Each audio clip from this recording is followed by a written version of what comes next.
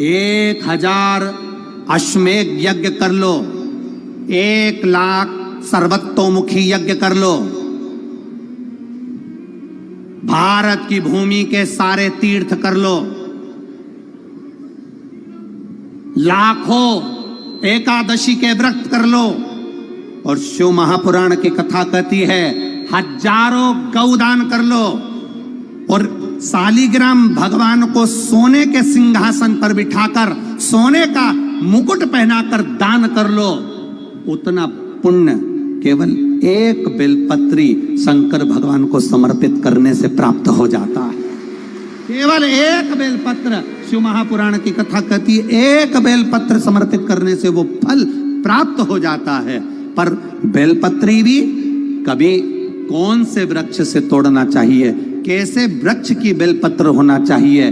कई लोग जरा जरा सा बेलपत्री का वृक्ष होता है, उस बेलपत्री के वृक्ष की बेलपत्र तोड़ लेते हैं, उस बेलपत्री के वृक्ष के बेलपत्र तोड़कर शंकर भगवान को समर्पित कर देते हैं। ना ना, बेलपत्री का वृक्ष कैसा होना चाहिए, जिस बेलपत्री के वृक्ष की छांव हम पर पड़ रही हो, जो हमारे मस्तक से नहीं, हमारे दोनों हाथ खड़े होने के बाद हम ऊंचा करें और उस पर भी उस बेलपत्री की पत्तियां स्पर्श ना कर पाए, हमारे हाथ पर भी बेलपत्री के वृक्ष की छांव हो, ऐसे बेलपत्री के वृक्ष की पत्ती तोड़कर शिव को चढ़ाई जाती है। ये नहीं कि छोटा सा बेलपत्री का पौधा तुम्हारे घर में लगाए, गमले में लगाए, उसी की पत्ती तोड़कर भगवान को चढ़ाते जाओ, तो ये हम पुण्य नहीं कर रहे, ये हम पाप कर रहे हैं। हमारे ऊपर बेलपत्री की छांव हो और उसकी पत्तियां ली जाए, तब तोड़कर भगवान शिव को समर्पित करी जाए, तब वो पुण्य प्रावधान करते हैं। जरा जरा से पौधों की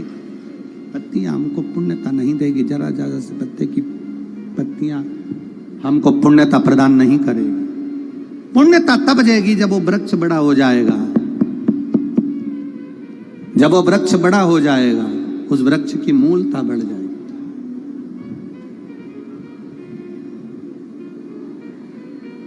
उस वृक्ष की आनंदता बढ़ जाएगी।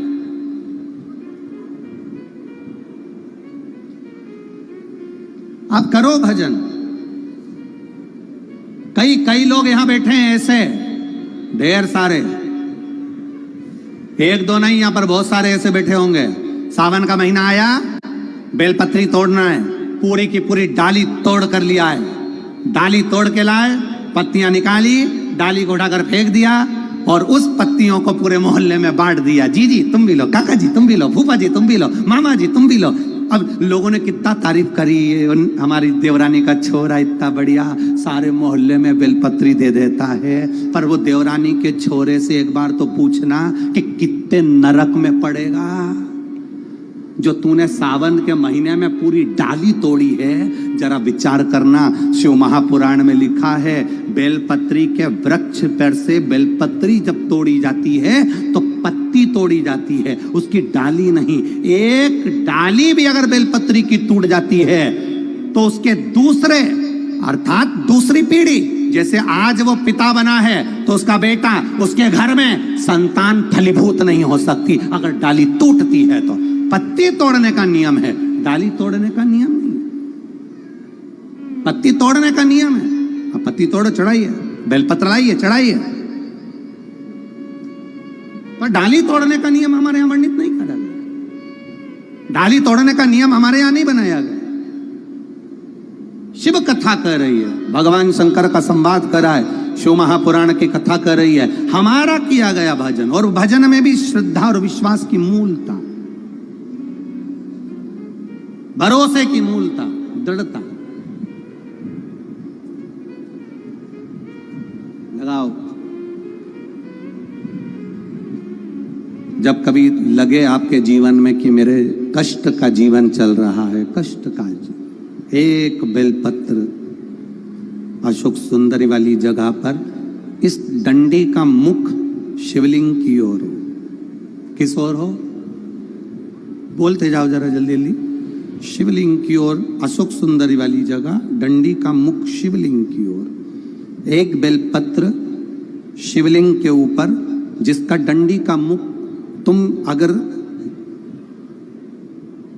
आप अगर ये शिवलिंग है, आप यहां बैठे हो, तो आपकी साइड डंडी का मुख नहीं होना चाहिए, डंडी का मुख विपरीत दिशा में, आपसे पीछे।